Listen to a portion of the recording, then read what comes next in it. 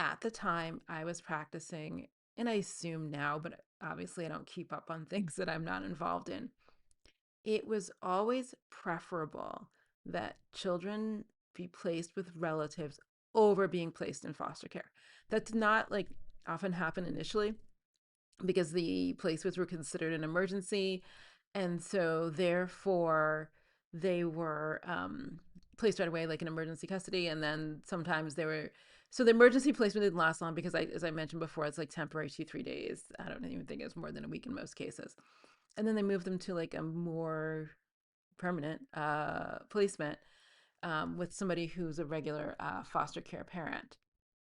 But long story short, often a relative placement was preferable, but finding the relatives, identifying the relatives, seeing if the relatives wanted to take the children, and seeing whether or not the relatives could take the children took a minute. Like, I mean, in all fairness, like there's a lot of things with the system that I don't think were right or fair, but I will agree that taking some time to find a relative who was willing to take the children was something that was a positive thing. Because if you could be with your aunt or whomever, it would keep you in the family system. Um, in some cases, made the visitation of the parents, depending on the parents' situation and reason for the kids being taken, easier. And it wasn't such a foreign placement.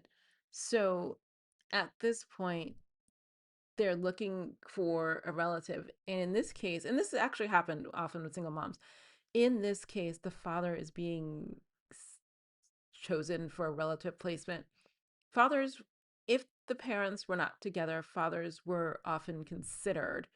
But in this case, they find out that Keith is available, unfortunately, like not in the greatest way. Like at this point, he's being served because, okay, so the mother's parental rights are affected, but also the father's parental rights are affected. And in this case, since they were married, it makes it easy because there's a presumption that he is the father under the law.